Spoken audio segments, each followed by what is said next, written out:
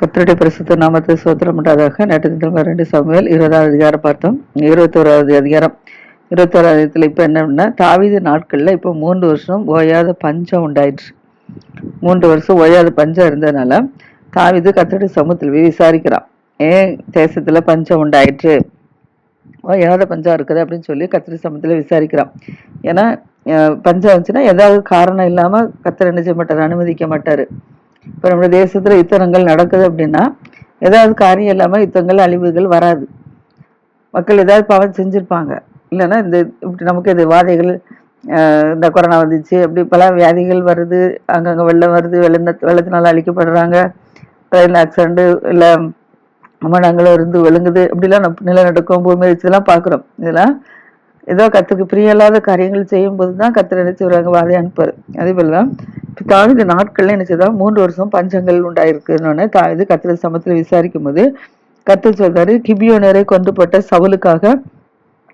சவுலுக்காகவும் இரத்த பிரியரான அவன் வீட்டாருக்காகவும் இது உண்டாயிற்று அப்படிங்கிறார்.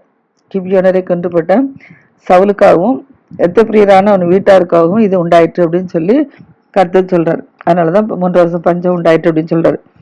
அப்போ ராஜா கிபியோனரை அழைப்பிக்கிறார். ஏன் சவுல் குடும்பத்துல உங்களுக்கு என்ன செஞ்சாங்க, என்ன பொல்லாப்பு செஞ்சாங்க அப்படின்னு சொல்லி தாவீது என்ன செய்யறாரு, கிபியோனரை அழைச்சி விசாரிக்கிறாப்புல. விசாரிக்கும் போது கிபியோனர்கள் சொல்றாங்க, இஸ்ரவேல் புத்திரரா இராமல் எமோரியரில் நாங்களே அது மீதியா இருந்தவங்க, நாங்கள் வந்து இஸ்ரவேல் புத்திரர் கிடையாது, நாங்க எமோரியர் இல்லை, நாங்கள் மீதியா இருந்தவங்க. எங்களுக்கு இஸ்ரவேல் புத்திரர்கள் என்ன செஞ்சாங்க, ஆணையிட்டு கொடுத்திருந்தாங்க. ஆனா சவுல் என்ன செஞ்சாருன்னா, இஸ்ரவேல் புத்திரருக்காகவும் யூதாவுக்காகவும் காண்பித்த வைராக்கியத்தினால் இல்லை என்ன செஞ்சாங்க, வெட்டுறதுக்கு வகை தேடிட்டாங்க அப்படின்னு சொல்லிங்கிறாப்புல. அதனால இப்ப தாவீது என்ன சொல்றான் அப்படின்னா, அப்போ தாவீது கிபியோனரை பார்த்து சொல்றாரு, சவுல் இஸ்ரேல் ஜனங்களுக்காகவும் யூதாவுக்கு காண்பித்த வைராக்கியத்தினா எங்களை வெட்டுறதுக்கு வகை தேடினான்னு சொல்றீங்க. அப்போ தாவீது சொல்றாரு, கிபியோனை பார்த்து, நான் உங்களுக்கு என்ன செய்யணும்னு கேட்கிறாரு. நான் உங்களுக்கு என்ன செய்யணும், செய்யறது என்ன, நீங்கள் வந்து கர்த்தருடைய சுதந்திரத்தை ஆஸ்வதிக்கும்படிக்கு நான் செய்ய வேண்டிய பிராயசித்தை என்ன அப்படின்னு சொல்லி தாவீது என்ன செய்யறாரு, இப்ப கிபியோனர்களை கேட்கிறாரு.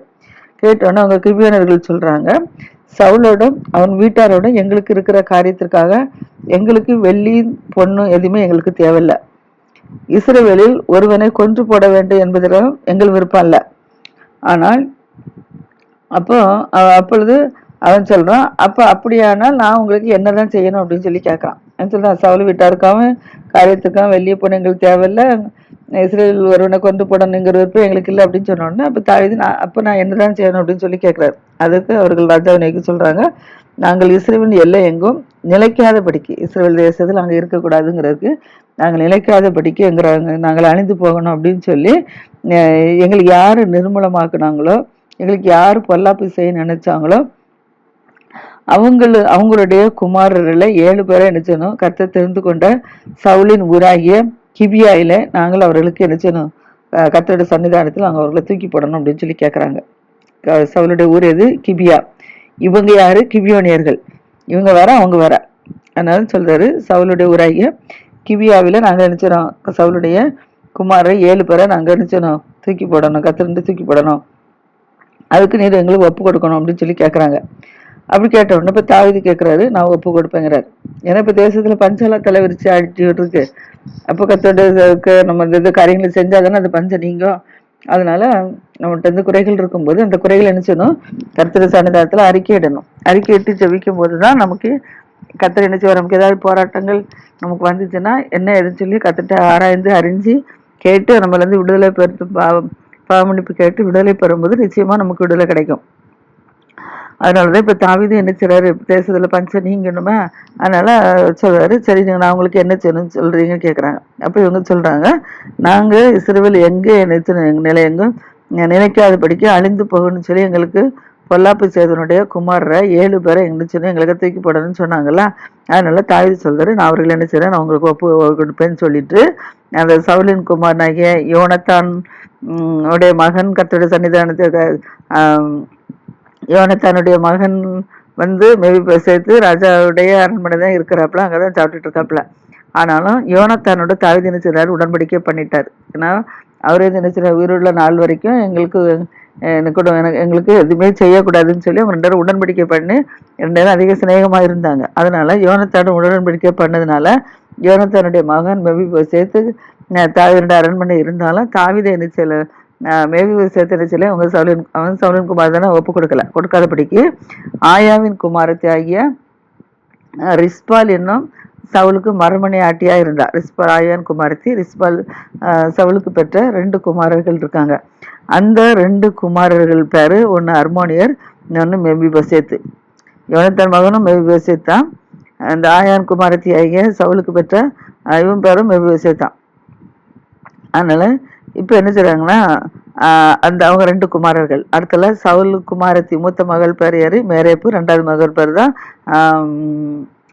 மில்கால். 2வது மகள் பேர் தான் மீகால். ஆனால் இப்போ என்ன செஞ்சா அப்படின்னா, மூத்த மகளுக்கு மீகால் தான் குழந்தை இல்லையே, இது 2வது தாவீதுடைய மனைவில.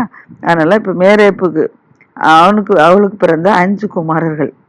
5 குமாரையும் அந்த ரிஸ்பால் சவுலுக்கு பெற்ற 2 குமாரர்களையும் என்ன செய்றாங்க, மொத்தம் 7 பேரையும் பிடிச்சி என்ன செய்றாங்க, இப்போ கிபியோனியர் கையில தாவீது ஒப்பு கொடுத்துட்டாரு. ஒப்பு கொடுத்தோன்னா அவர்கள் கர்த்தருடைய சமூகத்தில் மலையின் மேல் அவங்களை என்ன செஞ்சுட்டாங்க, கர்த்தர் சமூகத்தில் மலையின் மேல அவங்களை என்ன தூக்கி போட்டாங்க. அப்படி அவர்கள் 7 பேரை என்ன செய்றாங்க, ஒருமிக்க விழுந்தாங்க. மலையிலிருந்து கீழே தூக்கி போட்டதெல்லாம் 7 பேரை ஒருமிக்க விழுந்தாங்க. விழுந்து செத்து போயிட்டாங்க. அந்த நாட்கள் வார்கோதுமை அறுப்பு துவக்கிற அறுப்பு காலத்தின் முந்தின நாட்கள். அறுப்பு காலத்தில் வார்கோதுமை விளைஞ்சு கிடக்கு, அது அறுக்கக்கூடிய நாட்கள்ல முந்தின நாட்கள்ல என்ன செஞ்சாங்க, அவங்கள கொன்று போட்டாங்க. மலையிலேருந்து கீழே தூக்கி போட்டு என்ன செஞ்சுட்டாங்க, கொன்று போட்டாங்க. இப்போ 7 பேரும் கொன்று போட்டோடனே இப்போ ஆயான் குமாரத்தி என்ன செய்யறா, அவளுக்கு 2 பையன் தான், 2 பையனையும் கொண்டு போட்டாச்சு. அதனால அந்த ஆயான் குமாரத்தி ரிஸ்பால் என்ன செய்யறா அப்படின்னா, ரெட்டை புடவை உடுப்பு என்ன செய்யறா, அந்த துணியை கொண்டு என்ன செஞ்சாரா, ரெட்டை புடவையை கொண்டு எடுத்து கொண்டு போய் அதை ஒரு பாறையின் மேலே என்ன செய்யறா, விரிக்கிறா. ஏன்னா மலையில இருந்தானே கீழே தள்ளி போட்டு சாகடிச்சாங்க. அதனால இப்போ என்ன செய்யறா, அந்த பாறையில இருந்துச்சுறா, அந்த ரெட்டு புடவையை என்ன செய்யறா, எடுத்து கொண்டு போய் அதை பாறையில வச்சு அறுப்பு காலத்தின் துவக்கம் முதற்கொண்டு வானத்திலிருந்து அவர்கள் மேல் மழை பெய்யும் வரைக்கும். ஏன்னா அறுப்பு காலத்துல கர்த்தர் என்ன செய்ய மாட்டாரு, மழை பெய்ய மாட்டாரு. ஏன்னா இதுல என்ன சேதம் ஆயிரும். அதனால கர்த்தருடைய பிள்ளைகளுக்கு பாதுகாப்பு கற்றுக் கொடுப்பால. அதனால அறுப்பு துவங்குறதுனால மழை இல்லாதனால அவ என்ன செய்யறா, அந்த அறுப்பு காலம் முதல் தொடங்கி அறுப்பெல்லாம் அறுத்து முடிச்ச பிறகு அதுக்கப்புறம் மழை பெய்யும். அப்போ அந்த நாட்கள் வரைக்கும் அவ என்ன செஞ்சுட்டா அப்படின்னா, தன்னுடைய பிள்ளைகள் வேற காட்டு மிருகங்களும் பறவைகளும் என்ன செய்றாரு, தின்னுட்டு போயிடக்கூடாது அப்படின்னு சொல்லி இவ என்ன செய்யறா அப்படின்னா, அதை எடுத்து யாரும் அடக்கம் பண்ண முடியாது, அவங்க கொண்டு போட்டு போயிட்டாங்க. அப்போ இவ அதுல இருந்து எடுத்து அடக்கம் பண்ண முடியாதுல்ல. அதனால அவ என்ன செஞ்சிட்டான்னா, அந்த பாறையிலே என்ன செஞ்சுட்டா, ரெட்டப்புற உடுப்பை தூக்கி விரிச்சு துணியை விரிச்சு அது மேல அந்த 7 பேரையும் போட்டு மூடி வச்சுட்டா. மூடி வைக்கிறனால பகல ஆகாயத்து பறவையும் திங்க முடியாது, இரவில காட்டு மரங்களும் அவங்களும் நினைச்சது திங்க முடியாது. அந்த அளவுல 7 பேர் சரீரத்தையும் போட்டு என்ன செய்யறா, மூடி வச்சுட்டா அந்த மழை பெய்யற காலம் வரைக்கும். இப்ப இந்த செய்தியை ஆயான் குமாரத்தியாய் ரிஸ்பால் இப்படி சவுலை மறுமனையாட்டி இப்படி செய்யற அந்த செய்தி தாவீதுக்கு என்ன செய்து அறிவிக்கப்படுது. இப்படி அவர் பாதுகாப்பா இருக்காங்கிறது தாவீதுக்கு அறிவிக்கப்பட்ட உடனே தாவீது என்ன செய்யறாருன்னா, இப்போ பெலிஸ்தர் இப்ப என்ன செய்றாங்க, கில்போவா மலையில தான் சவுல் யோனத்தான் 2-3 பிள்ளைகள்லாம் என்ன செய்றாங்க, அவங்க வெட்டு உண்டாங்க, நிறைய பேர் அங்கதான் வெட்டு உண்டாங்க. அதனால இப்ப சவுல் என்ன செய்யறான் அப்படின்னா, கில்போவா மலையில போய் அந்த பெருசாவின் வீதியில என்ன செய்றாங்க, தூக்கி போடப்பட்ட கிளையாத்தில் உள்ள யாரு சவுலு யோனத்தான் எல்லாம் கொண்டு என்ன செய்றாங்க, கில்போவா மலையில போட்டிருந்தாங்க, வீதியில தான் போட்டிருந்தாங்க.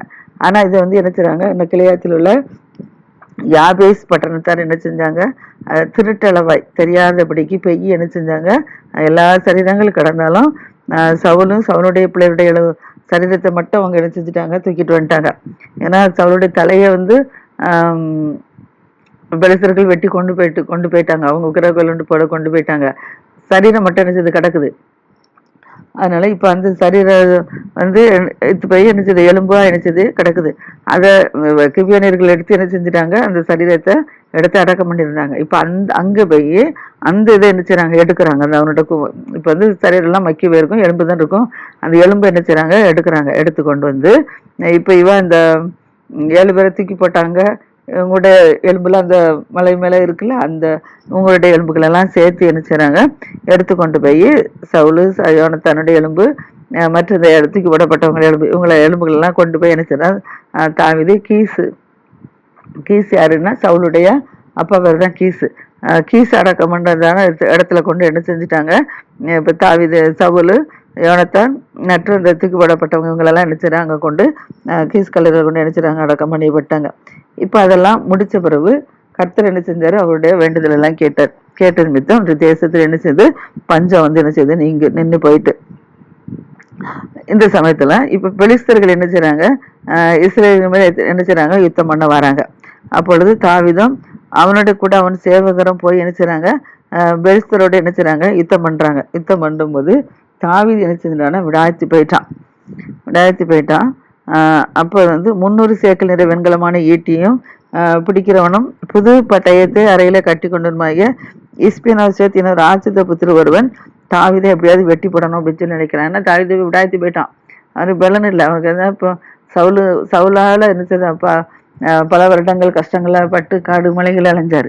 அடுத்தால தன்னுடைய மகன் அப்சலோம் யுத்தம் கஷ்டங்களை பட்டாரு. இப்போ அடுத்தபடியாக பிக்ரியின் குமாரனாக சேவா மூலமாக கஷ்டங்களை அனுபவிச்சாரு. இப்படியா கஷ்டப்பட்டு இருந்ததுனால இப்போ அவருக்கு என்ன செய்த பலன் இல்லை, விடாய்ச்சி போய் இருந்ததுனால இப்போ அந்த ராட்சதிருபுத்திர இஸ்மனாசத் அவன் என்ன செய்யறான், எப்படியா தாவீதை வெட்டி போட்டுறணும் அப்படின்னு சொல்லி நினைக்கிறான். ஏன்னா தாவீதை வெட்டி போட்டுட்டா ராஜாவா இருக்க முடியாதுல்ல, அதனால எப்படியாவது அவனை வெட்டி போட்டுறணும் அப்படின்னு சொல்லிட்டு இவங்க என்ன செய்றாங்க, திட்டம் போட்டுட்டு இருக்காங்க. இந்த சமயத்துல செரியாவின் குமாரன் அபிஷாய், யாரு, தாவீதுடைய அத்தை பையன் அபிஷாய், யோவாப்பு, அபிஷாய், இவங்கெல்லாம் யாரு, அவங்க தன்னோட அத்தை பிள்ளைகள். ஆனால் இவங்க வந்து எனது யோவாப்பு, அபிஷாலாம் அவங்களுக்கு தாவீதுக்கு படைத்தலைவராக இருக்கிறாங்கன்னு சொல்லி நம்ம பார்த்தோம், யுத்த வீரர்கள் இவங்களாம். அதனால இப்போ என்ன செய்றாங்க, அபிஷாய் என்ன செய்றான்னா, பெலிஸ்தருக்கு வந்து என்ன செய்றா, அவங்களோட யுத்தம் பண்ணி அவங்கள வெட்டி கொண்டு போட்டான். பெலிஸ்தர்கள் தாவீதை வெட்டி போடணும்னு நினைச்சாங்க. ஆனா இப்போ அபிஷாய் என்ன செய்றான்னா,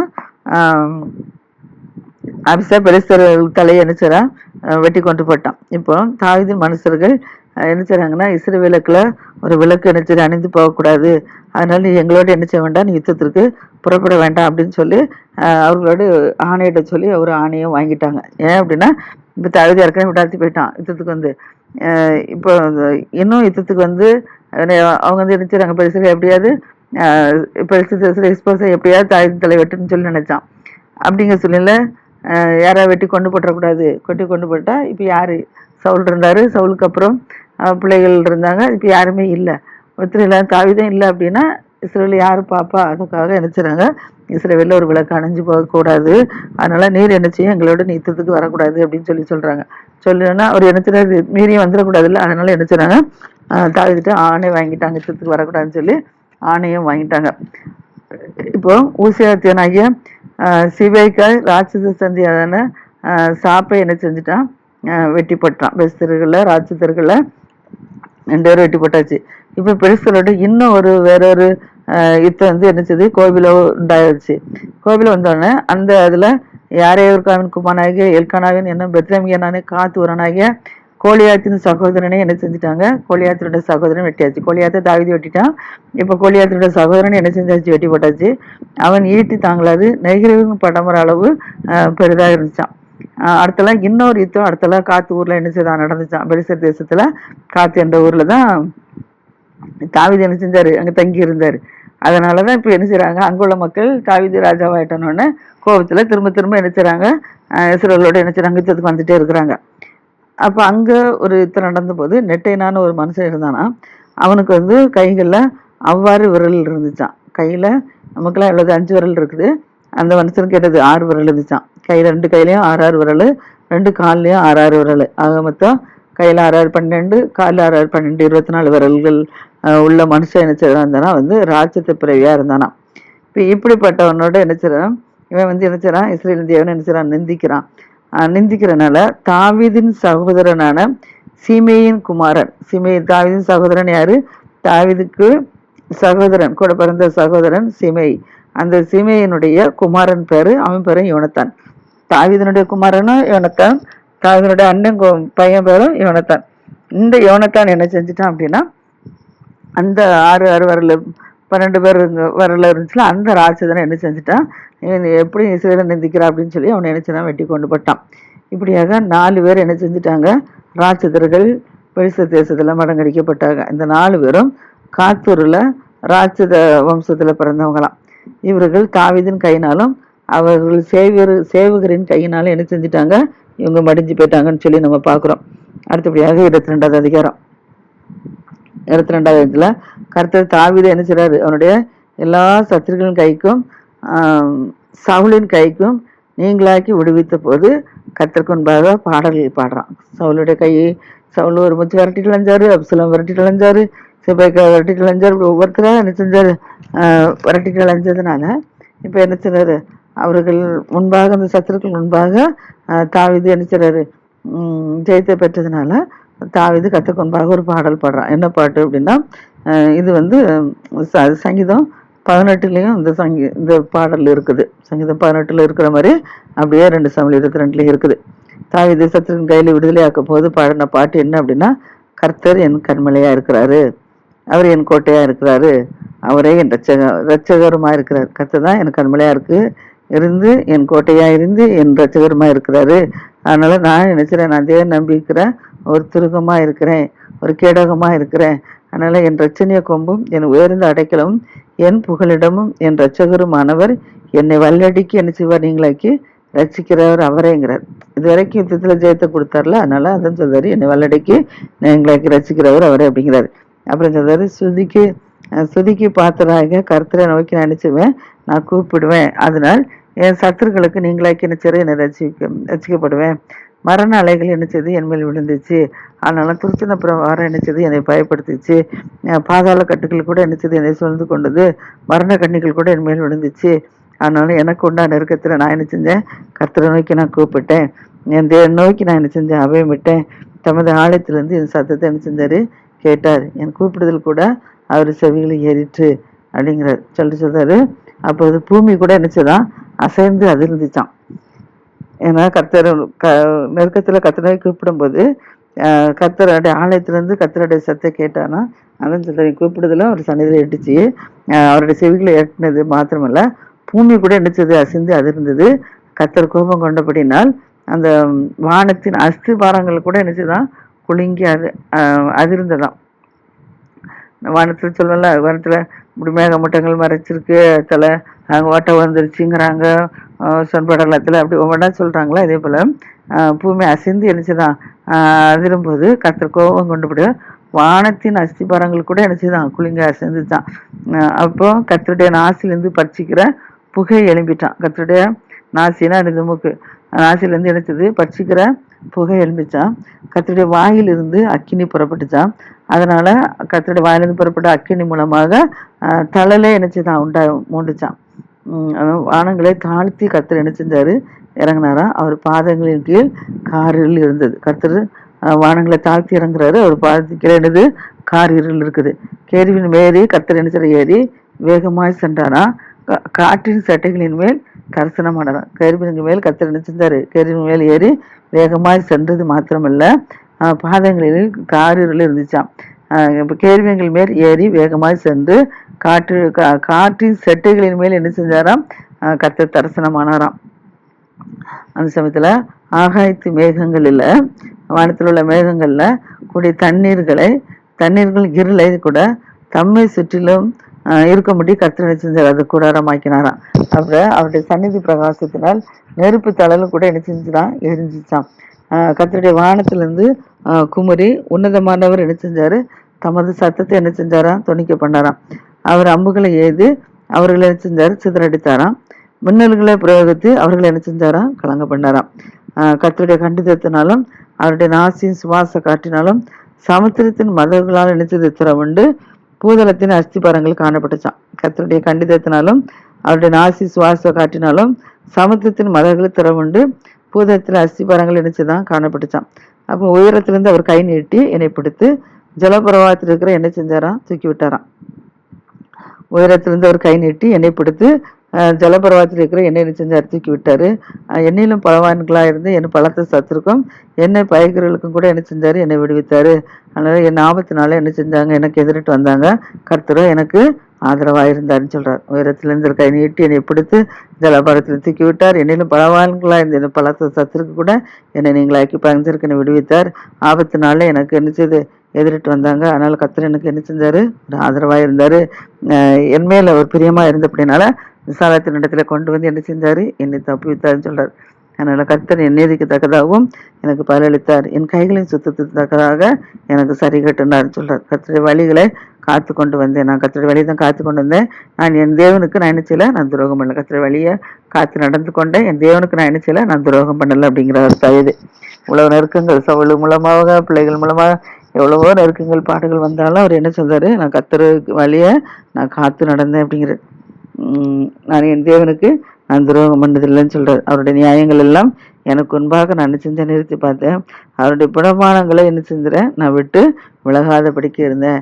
அவர் கர்த்தருக்கு முன்பாக நான் நினைச்சதேன், ஒரு முன்பாக ஒரு மன உண்மையாக இருந்து என் துர்க்கணத்திற்கு என்ன செய்றேன், என்னை விலைக்கு காத்து கொண்டேங்கிறார். கர்த்தருக்கு முன்பாக மன உண்மையாக இருந்து என் துர்க்கணத்துல கூட என்னை விலைக்கு நான் காத்து கொண்டேன். கர்த்தர் என் நீதிக்கு தம்முடைய கண்களுக்கு முன்பாக இருக்கிற சுத்தத்துக்கு தக்கதாகவும் எனக்கு என்ன செஞ்சாரு, பதிலளித்தாருன்னு சொல்றாரு. அதனால தயவனுக்கு அவர் தயவலரா இருக்கிறாரு, உத்தமனுக்கு உத்தமரா இருக்கிறாரு, புனிதனுக்கு புனிதரா இருக்கிறாரு, மாறுபாடுறவனுக்கு மாறுபாடா இருக்கிறாரு, சிறுமைப்பட்ட ஜனத்தை ரசிக்கிறாரு, மேட்டு மேனங்களை தாழ்த்துறாரு. உம்முடைய கண்கள் அவர்களுக்கு ஒரு மாதிரி திருப்பப்பட்டிருக்கிறார். அதனால கர்த்தாய் தேவரீர் என விளக்காய் இருக்கிறீர். கர்த்தர் நீர் தான் நினைச்சது இன்னைக்கு இருளை வெளிச்சமாக்குறவர். அதனால உம்மால நான் நினைச்சுவேன், ஒரு சேனைகள் பாய்ந்து போவேன், என் தேவனால நான் நினைச்சுவேன், ஒரு மதிலை நான் தாண்டுவேன்னு சொல்லி தாவீது தைரியமா சொல்றார். உம்மால ஒரு சேனைகள் பாய்ந்து போவேன், உம்மால தேவனால நினைச்சிடறேன், ஒரு மதிலை தாண்டுவேன்னு சொல்றார். கர்த்தருடைய வழி உத்தமமானது, கர்த்தருடைய வசனம்லாம் படப்படப்பட்டது. தம்மை நம்புகிற அனைவருக்கும் அவர் என்ன செய்றாரு, கேடமா இருக்கிறார். அதனால கர்த்தரை இல்லாமல் வேற தேவன் யாரும் இல்லை. நம்முடைய தேவன் என்று கண்மனையும் இல்லை. எனக்கு அவரே பலத்த அரணானவர்.